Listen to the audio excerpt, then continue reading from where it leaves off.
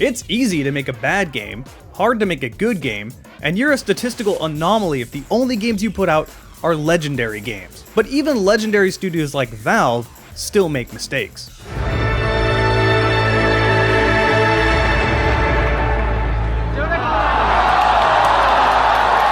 Could you really consider that Valve's only bad game?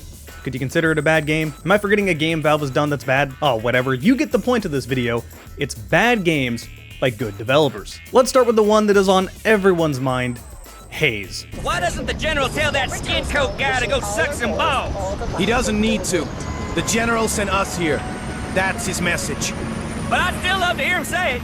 Go suck some balls, skin coat. This one stung particularly bad because Free Radical Design is a legendary studio. Most of Free Radical's initial employees previously worked for a game developer that you all know, Rare. They were involved with games like GoldenEye 007 and Perfect Dark. With such a high pedigree, you would expect only phenomenal games to come from them.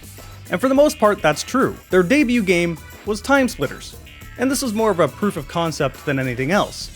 Their real breakout was Time Splitters 2. I cannot stress how much time I spent, how much of my childhood was put into this game. So many hours replaying the campaign missions to figure out what it needed to do.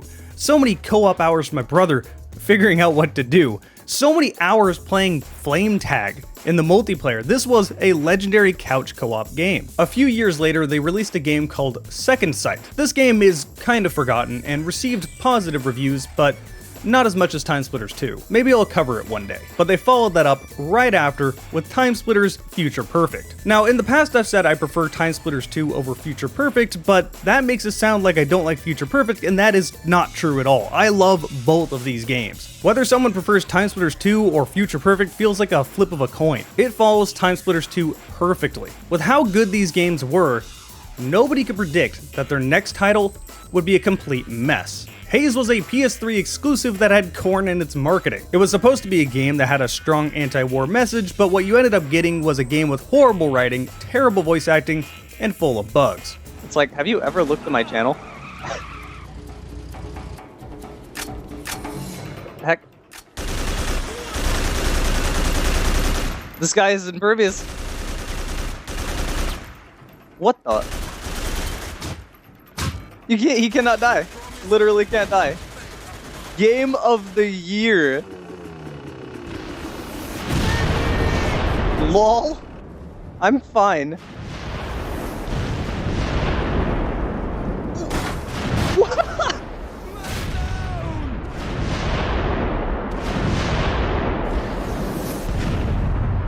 To make everything so much worse, Free Radical Design was working on Star Wars Battlefront 3 from 2006 to 2008, but it was cancelled by their publishing partner when it was supposedly 99% complete. Battlefront 3 being cancelled and the poorly received release of Haze made Free Radical Design go bankrupt. To make this even worse, Free Radical Design was approached by Activision to work on a GoldenEye 007 remake.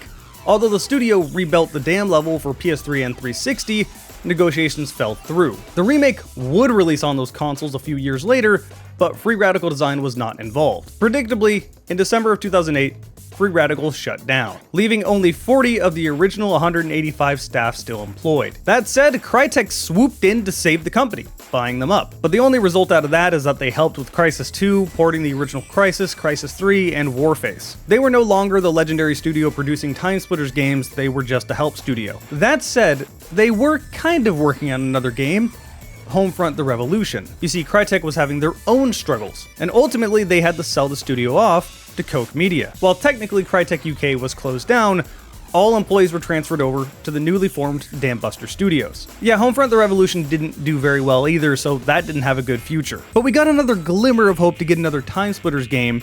In May 2021, Embracer Group reformed Free Radical Design. They even brought back some key members, like the founders of Free Radical. Unfortunately, you know how this ends. Embracer shut everything down. What came out after that makes me even more upset. That new Time Splitters game they were working on under Embracer's oversight was a battle royale. Yeah, they were turning this into a Fortnite clone. But apparently their plan was that they had to do this to greenlight a new Time Splitters game, and then they were going to bait and switch to a more typical Time Splitters experience we would recognize. But by the time this started happening, everything had to be shut down. Free Radical really is the most unlucky studio of all time, and they really didn't deserve it. In a way, we can look at Haze being the reason why we'll never have another Time Splitters game. At least you can play the originals on PS4 and PS5. Still not a new game though. Daikatana. Yeah, this video wouldn't be complete without mentioning Daikatana somewhere. John Romero helped id revolutionize the first-person shooter genre with Wolfenstein 3D and Doom, before breaking off to form his own studio. This project was Daikatana. And after 5 years of development and a very questionable ad campaign, why did you do this? The game came out to horrible reviews. Most of the problems were technical issues, especially since you had NPCs that needed to accompany you, and good god, they just did not function like they needed to. I would say that most of these developers want you to forget that these games existed, but I don't know if that's true about John Romero. It's an amusing, interesting part of his life that he probably looks back and laughs at. Battlefield 2042. You know, I don't really know if we can call DICE a legendary studio anymore. They've certainly been on the decline with what they've been doing. But I can't just ignore their history. They released so many good Battlefield games. Battlefield 3 and Battlefield 1 are some of my favorite games of all time. And yeah, Battlefield 5 may have been an interesting release. I can't really say it was bad in a way that it didn't function. Yeah, Battlefield 4 may have launched as a completely broken game, but that got fixed up. So when we saw this Battlefield 2042 trailer, why not get excited? That's it. Go watch this, John. Oh, what the fuck? Oh, wow, dude. This game is fucking the best thing I've ever seen. Oh, that's why. Yeah, you know what happened here. Battlefield 2042 was one of the buggiest games ever made. The usual quality and polish you saw in a Battlefield game was not there. Even though Battlefield 4 was broken, it at least had the content and the quality that you would expect.